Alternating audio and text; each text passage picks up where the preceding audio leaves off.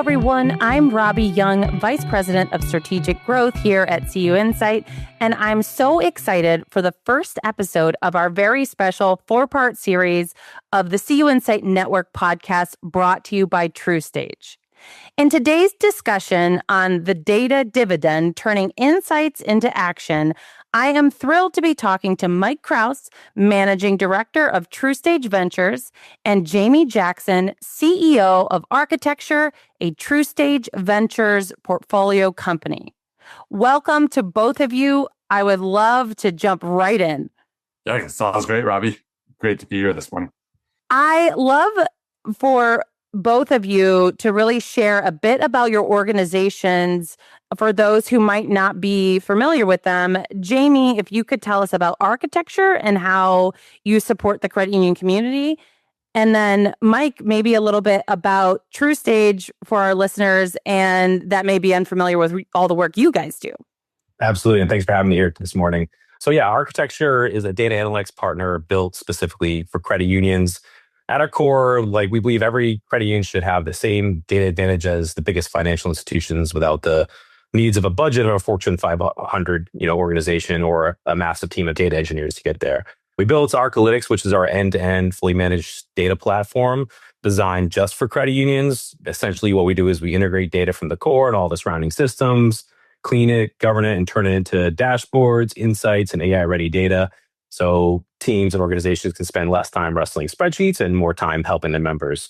So essentially, kind of end-to-end, what we try to do is we help credit unions become data-driven organizations so they can make decisions with confidence and change lives at scale.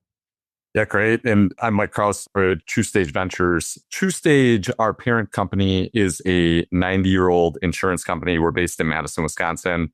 And really what differentiates us in the insurance market is our focus on credit unions. So we have relationships with about 94% of all credit unions in the US. Our roots really go back to the start of the credit union movement almost a century ago. And our focus on credit unions is what caused us to create TruStage Ventures about 10 years ago. And TruStage Ventures is a venture capital arm that is focused on technologies that solve problems in the credit union space. So we have about 50 portfolio companies today. Most of those companies are really focused on credit unions like Arkatecture is. And our goal is to build those kind of the connective tissue between the fintechs and credit unions and allow credit unions to compete more effectively in the market. Awesome. Thank you guys both for that. I love getting a little bit of insight on all that you do. I know it's just a small portion, but we know that data often called one of the most valuable assets that credit unions have, yet it's still underutilized. From your perspective, where are credit unions struggling the most when it comes to really harnessing their data effectively, and what's holding them back? Yeah, maybe I can start, and then Jamie would love your perspective because you're living this day to day. When we meet with credit unions, there's no secret, credit unions have an abundance of data. But what we hear from our partners is the problem really is that the data lives in silos. And those silos, they're kind of locked. The data is locked inside their legacy core systems. And those systems really were never designed for the kind of integrations and kind of real-time analytics that's expected today. And so let's take member data for an example. You think about things like transactional patterns, product usage, life events, the location of the member, things like that. In order to maximize the value of all of that data and really provide a personalized experience for our members, I think the first thing is to pull all the data together in one spot and have it be able to talk to each other. And that's how we need to be able to effectively utilize it. But the problem is it's easier said than done. And credit unions are up against a lot of challenges. There's often a lack of data science expertise within credit unions. Perhaps data governance guidelines aren't kind of properly established. There's almost always budget constraints as well. And so there's a lot of challenges. I think the positive, and what we'll talk about today, is credit unions don't have to do this all themselves. There's more partners than ever that are able to assist in various ways depending on what the credit union needs. And this is really where Jamie and Arkatechure come in to kind of bridge the gaps and to provide credit union kind of focus solutions to unlock the power of that data. Yeah, very well said, Mike. To add to some of those themes, I think everyone, first starts off, data is the new oil. And so folks feel they're wealthy with data, but I'm not an oil tycoon by any means. I live up here in the Northeast, so I'm not an oil kind of refinery person. But on the data side of things, it's the same thing, where data in its raw fashion and form is not worth anything, right? It needs to be kind of manufactured, needs to be processed and built into useful products for people to use. And I think, first having that kind of understanding of changing that perception of hey, I've got a bunch of data, I must be able to do something with this. It's yes, you should be able to do something with it. But I think the biggest struggle for credit unions, it's not that they don't have data, it's that they're struggling because they don't have a clear path to trust it. And essentially that comes to three different kind of reasons, the silos, the lack of ownership, and kind of the culture and fear of not being data experts. So if you think of a credit union in general, you might think there's 10 to 12 main systems that they use on an operational basis, on a day-to-day basis.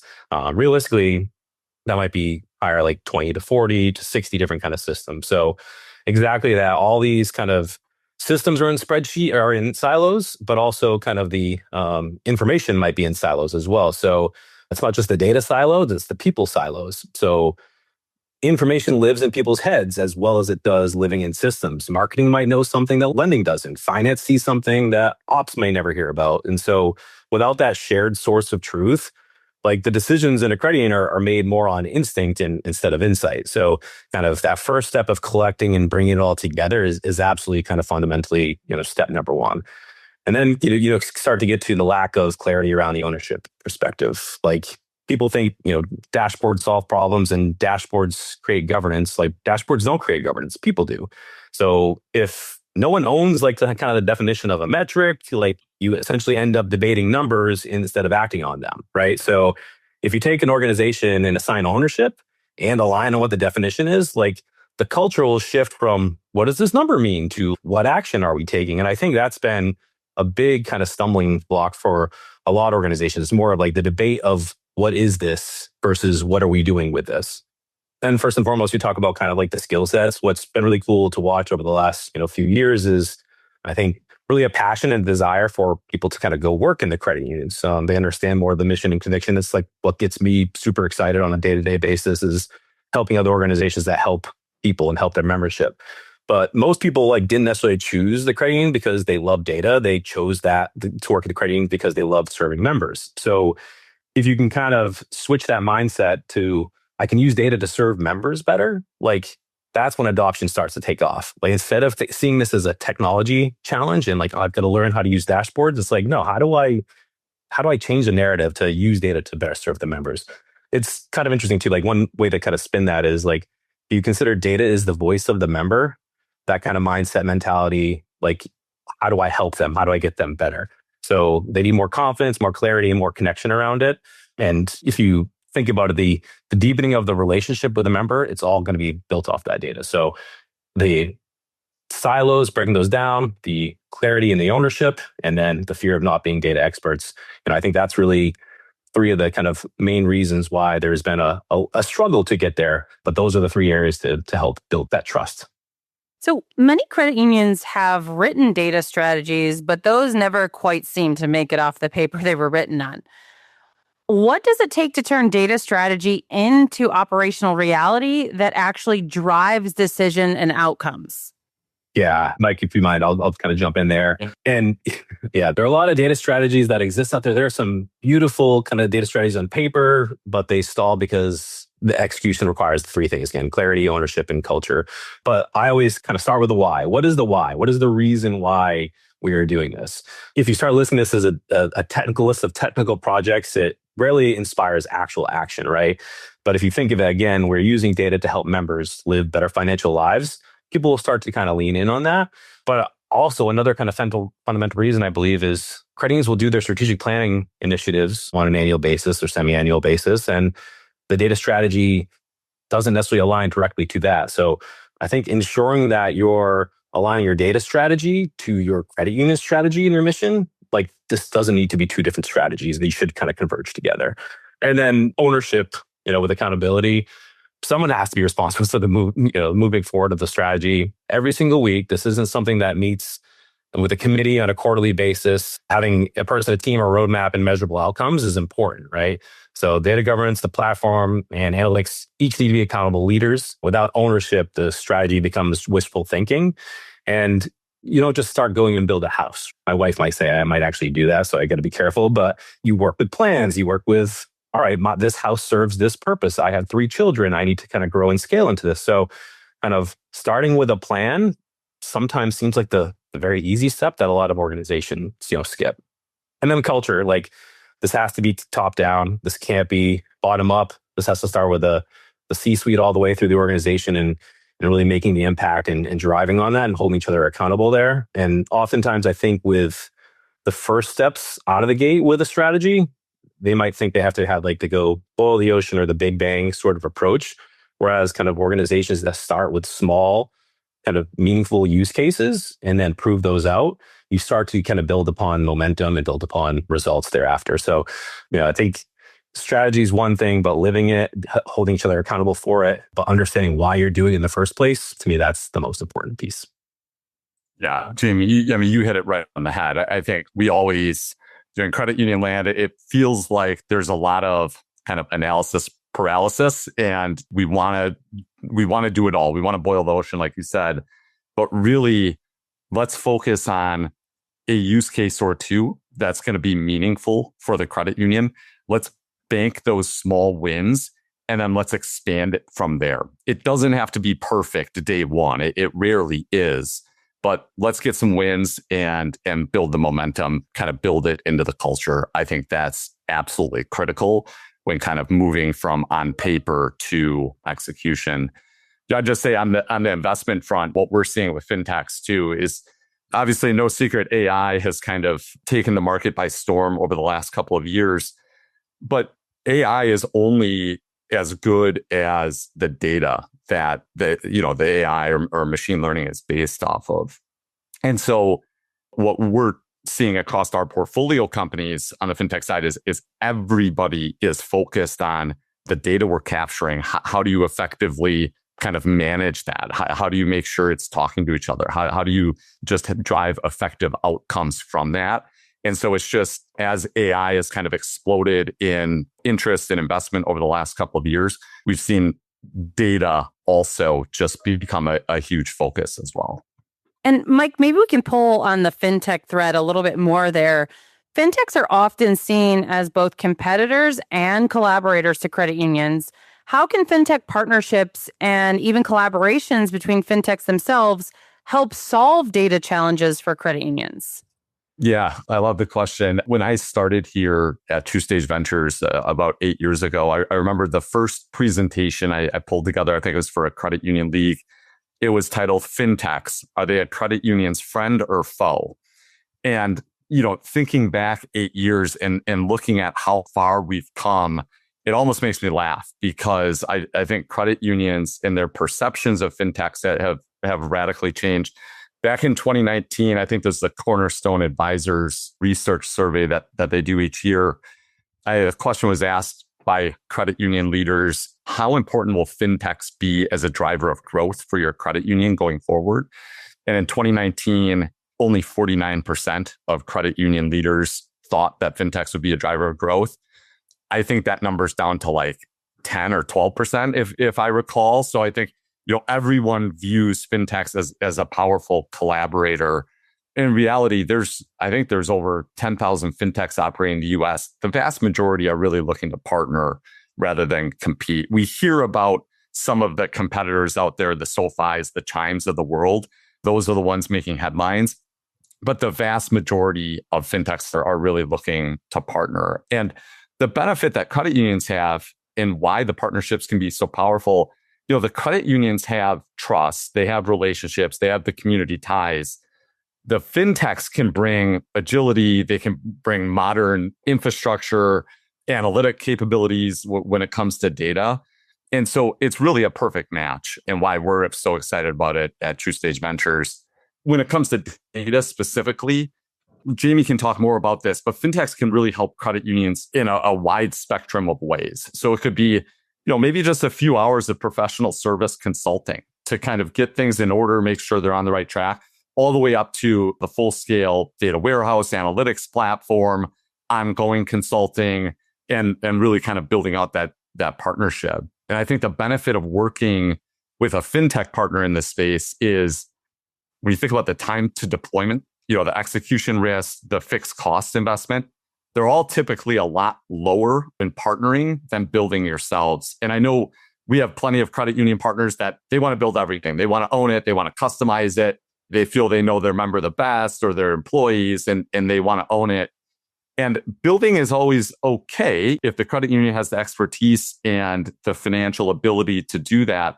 We always challenge the credit unions is, can you make sure you're maintaining and upgrading whatever you've built in the next 2, 3, 4 years? I think we're moving at such a rapid pace of change, and tech just becomes so outdated so fast that credit unions need to kind of commit to, if they're going to build, that they're going to enhance it. And then just the last thing I'll hit on the fin partnerships, what's exciting is not just the growth in fintech credit union partnerships, but also fintech to fintech partnerships that are operating in the same space. And we'd love to see this in the credit union space. Our portfolio is primarily focused on the credit union market, like I mentioned. And so we love to build connections. I know, we invested in Arkatechure a year ago, and Jamie, I don't know what it was. Within a month, I was sending intros to our portfolio company founders, trying to explore ways for how Arkatechure can collaborate with other portfolio companies, because it just makes a ton of sense, again, to better leverage data to provide these solutions. Yeah, and just to add that, I guess maybe we're positioned uniquely or biased as Arkatechure, and even the kind of term fintech, there's probably subcategories that we need to start kind of building out, because as Mike said, there's a ton of them and they serve very different purposes. But most, if not all, are there to accelerate the mission of the credit union themselves. At Arkatechure, we actually didn't have a single salesperson in the organization for like the first 8 to 10 years. So we were heavily reliant on partnerships and channel plays and technology partners. So we were always kind of partner first. And in our kind of like the makeup of a DNA, a lot of our kind of go-to-market strategies were working with other fintechs. And if you think about some of the fintechs that exist out there, they are serving a single purpose or a very specific use case, right? And so on our end, our approach is a much wider, vaster kind of solution that we're building out, where it's to build a whole end-to-end analytics and BI solution for an organization. So we're essentially touching every single piece of data in every single system themselves. So early on, we started to kind of say, all right, credit unions are super adaptive to data and can make impact and change very, very quickly. And then we quickly discovered that a lot of the fintechs that were looking to do great things for these credit unions had difficulty of getting not only the access to the data, but that single source of truth that transformed data, right? If you think about yourself as an individual, as a potential member at a credit union, you have all the kind of origination systems, the marketing systems, the CRM that you might be part of, the loan servicing. And so even to get just the active member definition for Jamie Jackson as a member at a credit union, you might be touching 15 to 20 different systems. They're chatbots, they're call centers. So now taking all that information and building that single source of truth is difficult. And every single fintech doesn't have necessarily the reasons to do so. So for us, it was always about, hey, how do we help the credit unions? But then how do we help these kind of fintechs that they are working with go wider and go faster? So it's always been in our DNA. And Mike, you said it well. Like I think it was probably within a couple of weeks of kind of the introduction to some of the kind of fintech founders. And right away, right? You're jumping into brainstorming ideas of how to collaborate versus like discussing the potential of what a collaboration could look like. And I think the best part about that is that organizations and fintechs that adopt that mindset and mentality, it's the credit unions that benefit the most. We have a whole part of our platform called the Data Hub, which is essentially taking that data that's normalized, governed, and that single source of truth, and then we bolt on other fintechs directly onto that. So instead of a poor head of lending or head of marketing having to have 14 different projects that they're working with 14 different fintechs, we can make that single source of truth. And now they're going through that definition once as opposed to 14 different times if they were working with 14 different fintechs. And I think part of what makes up fintechs, that are doing well on execution is don't try to be everything to everybody. Like, when you're everything to everyone, you're nothing to nobody, right? So kind of understanding your lane and what you do very, very well. I think that's another kind of characteristic of fintechs working well with one another. But we've got to go faster. As Mike said, technology is changing so rapidly. And I mean, it's more so now than it ever has been. And so each one of us fintechs are also kind of going through that transformation as well. So how do we continue this pace and evolve on our end collectively and collaboratively together as well? So building that kind of unified ecosystem is really our mindset of how we plug in these other fintechs. And again, it hopefully reduces expenses, costs for credit unions, accelerates their adoption of fintechs, and really propels them forward. So I think it's almost required in this space. I don't think it's optional, quite honestly. I think the collaboration is kind of fundamental to, working with credit unions. They've led the way on their end of things, and whole kind of word or terminology, co-opetition, I'm doing air quotes in the air, you just can't see it, has been something that's very much made its way into fintechs. And we've had great success. We just did a webinar with one of our partners last week. It's creating new opportunities for us where we go to market in a joint way with them. We bring them our deals, they bring us their deals, and it accelerates the timelines on the sales cycle as well. So it's about getting the word out there. So it's been something I've been super passionate about. Again, our fundamental genesis was being pro-partnership from the gate. And this has been a really cool experience, particularly over the last year or so of working with TruStage and getting introduced to lots of up-and-coming kind of portfolio companies, but also some very mature ones as well. And again, the ones that benefit the most are the credit union themselves, which that's a sign of a good partnership working across the board. We love co-opetition. Yeah, that's right. So when credit unions truly leverage their data, what does that look like in terms of member experience? How can data personalization and analytics directly improve financial well-being or operational efficiency? Maybe I can provide maybe just a story from working with credit unions. When we spend time with credit unions and we kind of talk about member experience, credit unions are quick to talk about what the credit union down the road is up to. And they might be trying to match what they're doing. And generally, we love the cooperation in the credit union space. But I do think credit unions need to be careful when it comes to member experience, because members, especially the younger demographic, they're not comparing the experience that they're having at your credit union, from a digital standpoint or otherwise. They're not comparing that to the credit union down the street or maybe even to another bank or service provider. They're comparing it to the digital world that they live in. So they're comparing it to their experiences with Amazon and Apple and Uber and all the big tech out there that is setting the bar really, really high. And so for years, decades, credit unions have always hung their hat on, we know our members. But what does that really mean in 2025? 50 years ago, that meant when your member came into a branch, your floor staff had personal relationships with that member. They knew birthdays and kids' sporting events and things like that. And we just don't have those kind of touch points anymore like we used to. So today in a digital world, it really comes down to more effectively using the data about your members to personalize their experience. So we got to get away from the reactive. We got to move to proactive, and that can make a big difference. You think about something that credit unions should pride themselves on of, we can help our members become more financially successful. We can move away from selling the products and into actually solving the problems that our members have, kind of being that advisor for them. And so analytics can help members who could be struggling financially. Maybe they're making minimum payments or missing them or have some late payments, dipping into overdraft. And we can have kind of timely outreach or coaching before things escalate from there. Or credit unions should be able to identify kind of life stages that a member's going through. And is it the right time for a mortgage or moving into investment products or saving for college, whatever it might be?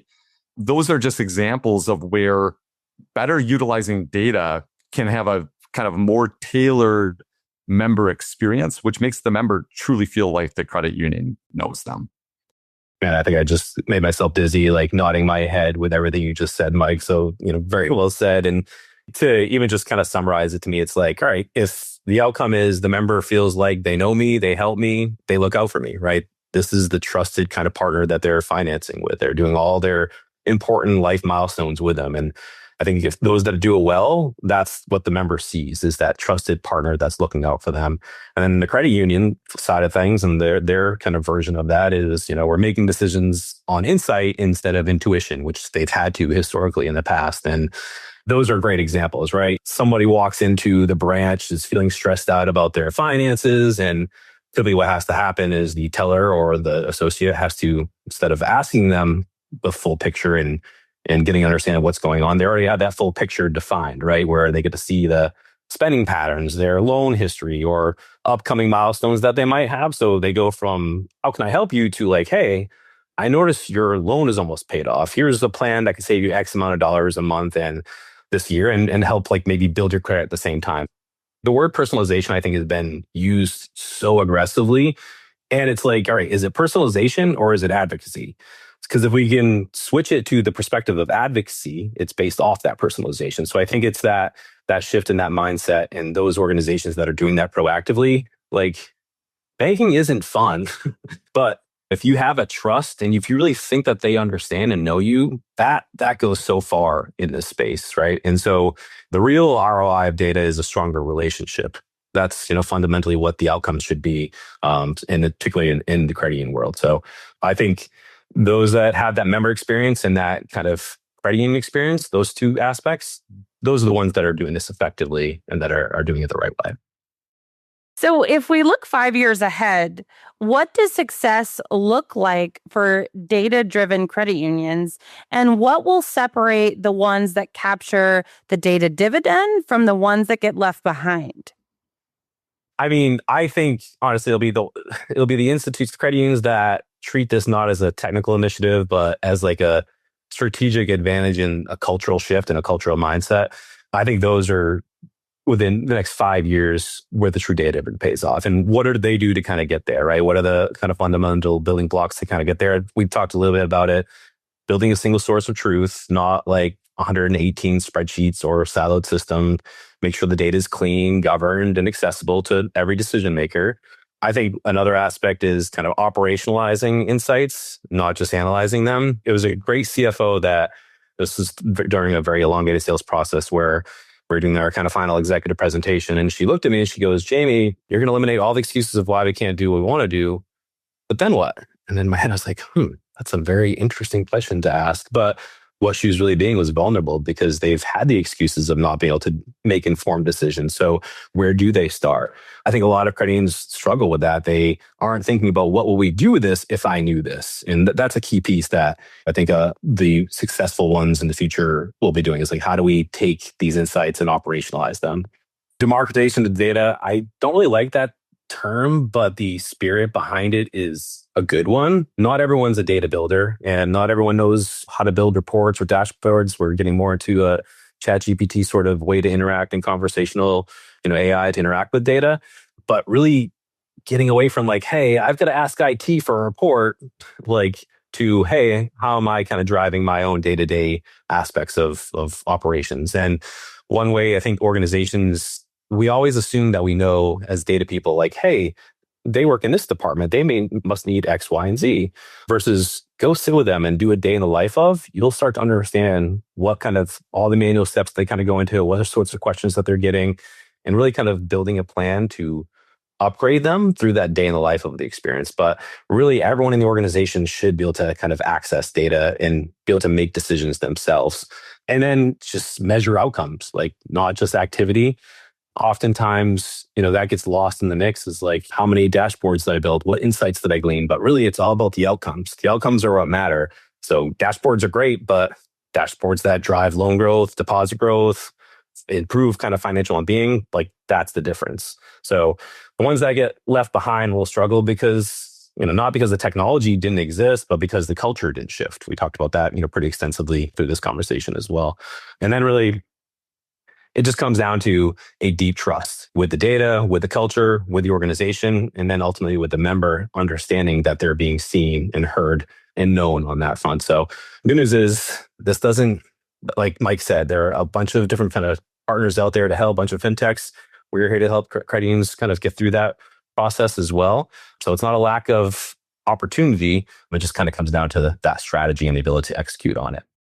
Yeah, really well said. I think just that maybe add a couple of things. TruStage does some kind of independent research that I think has a lot of really good parallels that help answer this question just to looking to the past. One of the things that we ask credit unions is, how many fintech partners do you have? And our research has shown over the last 7 years, the more fintech partnerships a credit union has, the stronger growth profile the credit union has as well on average. And I think that's going to hold true for credit unions that are focused on data, both historically and in the future. I think you're going to see the credit unions that are left behind, they're going to have the fragmented systems, the outdated cores. They're not going to make this kind of a priority culturally within the credit union. So everything's going to be based on historical data, quarters or years in arrears.